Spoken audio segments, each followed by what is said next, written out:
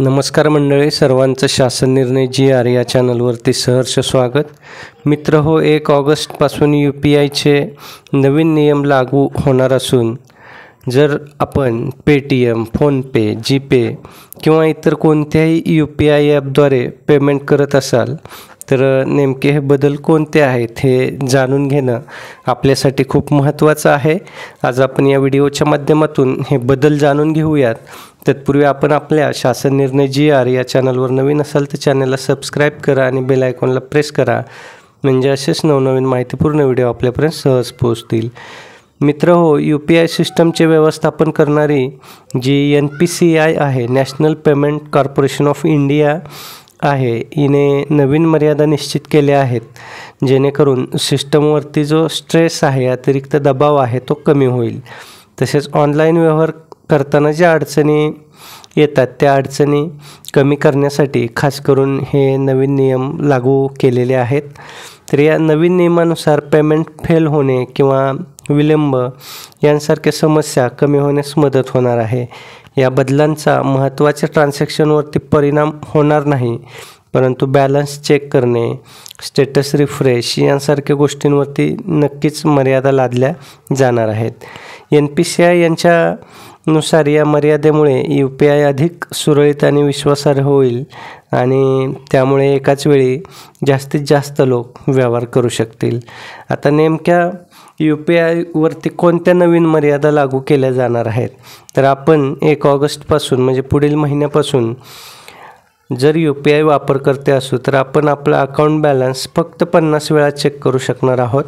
याशिवाय जे वापरकर्ते त्यांच्या मोबाईल नंबरशी जोडलेलं बँक अकाउंट वारंवार तपासत असतात त्यांना आता फक्त 25 वेळा त्यांचा बँक अकाउंट बॅलन्स चेक करता येणार आहे.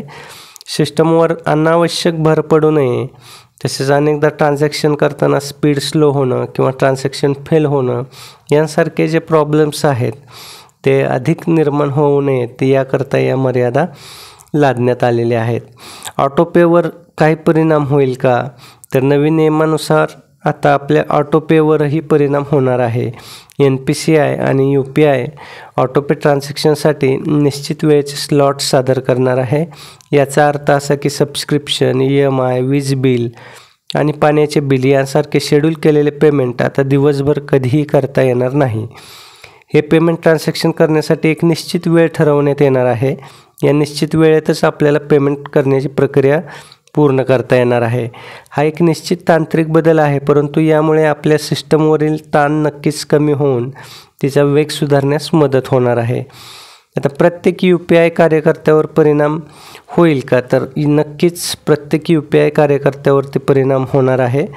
तुम्ही दिवसातून एकदा UPI वापरत असलात किंवा 20 वेळा, या मर्यादा सर्वांना लागू होणार. अशातच तुम्ही वारंवार बॅलन्स किंवा स्टेटस तपासले नाही तर तुमच्यासाठी कोणतीही मोठी समस्या उद्भवणार नाही.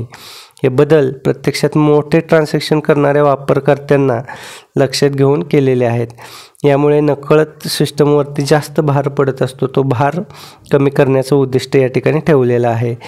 आता ट्रान्झॅक्शनची मर्यादा नक्कीच बदललेली नाही.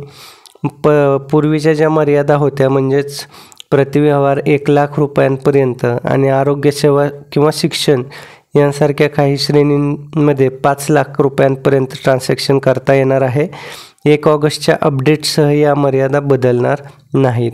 आता यासाठी वापरकर्त्यांना काहीही करायची गरज नाही आहे. हे नवीन नियम आपल्या ॲपद्वारे आपोआप लागू केले जाणार असून फक्त आपल्या मर्यादांवरती आपण लक्ष ठेवायचं आहे, जेणेकरून आपल्याला आपला व्यवहार ब्लॉक करण्यासारख्या समस्येला तोंड द्यावे लागणार नाही. व्यापारी आणि बिलर्सवर परिणाम होईल का, तर ऑटोपे व्यवहार निश्चित वेळेच्या स्लॉटमध्ये होतील. त्यामुळे UPIद्वारे ऑटोमॅटिक कलेक्शन करणाऱ्या व्यवसायांना त्यांच्या वेळेचं पालन करावं लागेल. परंतु बहुतेक वापरकर्त्यांसाठी मग ते मोबाईल रिचार्ज करणारे असो किंवा नेटफ्लिक्ससारखे असो, सर्व काही पूर्वीसारखं चालू राहणार आहे.